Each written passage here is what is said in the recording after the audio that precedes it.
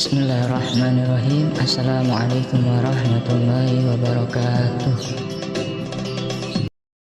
Salah satu keistimewaan Ramadan adalah karena di dalamnya terdapat satu malam yang mempunyai bobot khairun min alfi syahr. Satu malam tetapi lebih baik daripada 1000 bulan. Kita sebut itu sebagai Lailatul Qadar. Kapan sih Lailatul Qadar itu? Dan bagaimana kita harus menyikapinya? Sepakat sebagian besar para ulama berdasarkan riwayat dari hadis bahwa Lailatul Qadar itu jatuh pada malam-malam ganjil, salah satu dari malam-malam ganjil di 10 yang akhir dari bulan Ramadan.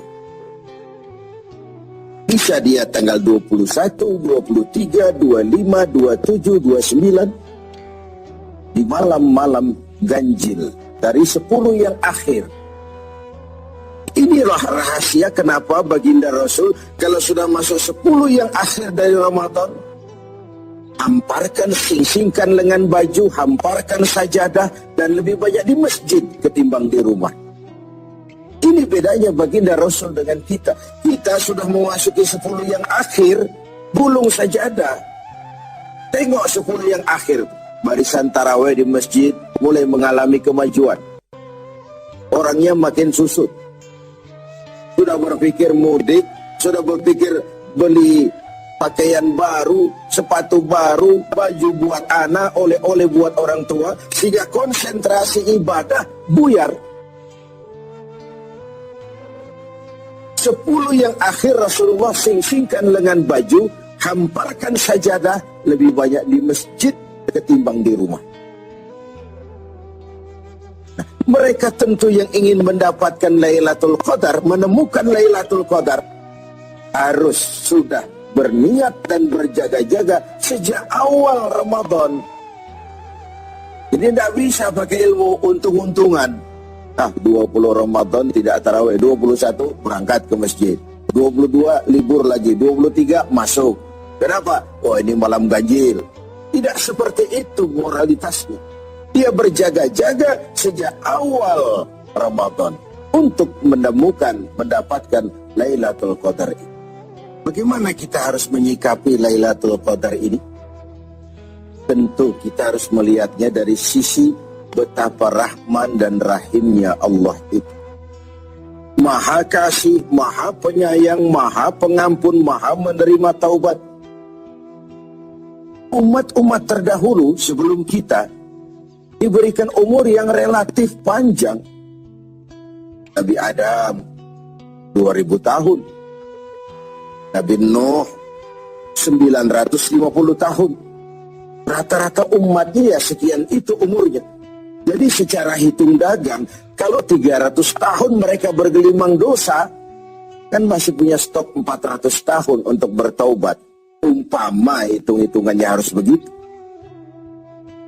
Kita umat Nabi Muhammad ini, umat terakhir ini, diberikan umur yang relatif pendek. Bahkan kalau mencontoh kepada Rasul, 63 tahun beliau wafat meninggalkan kita semua. 63 tahun. Taruhlah kita seperti itu. Kalau 40 tahun kita bergelimang dosa, sisa umur cuma 33 tahun, ditebus dengan taubat seperti itu, kan belum seimbang neracanya. Apa dosa lalu harus tidak terampuni?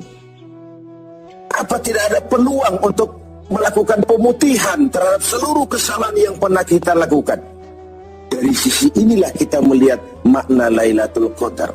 Allah yang maha pengasih, Allah yang maha penyayang, seakan tidak langsung saja bilang, "Hei umat Islam, sekalipun umurmu relatif pendek, kau jangan pesimis, kau jangan skeptis. Sekalipun begitu banyak kesalahan kau lakukan, dosa kau tumpuk, dan umurmu relatif pendek, jangan sedih. Aku berikan kepadamu waktu dan tempat yang punya nilai spesifik. Waktu dan tempat yang punya nilai istimewa. Tugasmu memanfaatkan peluang yang diberikan itu. Itu sebabnya ada penggandaan nilai pahala. Sholat berjamaah pahalanya 27 kali lipat daripada sholat sendiri. Beribadah di hari Jumat mendapat tambahan pahala. Sholat di Masjidil Haram di Mekah 100.000 kali pahalanya ketimbang di masjid-masjid biasa. Itu tidak lalu berarti sudah sholat di sana lalu berhenti lagi sholat di mana-mana karena merasa sudah banyak stok, sudah punya banyak devisa. Bukan itu pengertiannya. Ada ruang dan waktu yang punya nilai istimewa. Kalau kita pandai memanfaatkannya, maka nilai kelipatan dari ibadah kita itu diberikan oleh Allah Subhanahu wa Ta'ala. Itulah sebabnya Allah menyediakan ada bulan istimewa Ramadan, ada hari istimewa Jumat, ada waktu istimewa sepertiga malam yang akhir, ada tempat istimewa Arafah, Mina, Multazam, Raudhah, Zamzam. Ada waktu yaitu Lailatul Qadar. Satu malam lebih baik dari 1000 bulan. 1000 bulan itu kan 83 tahun.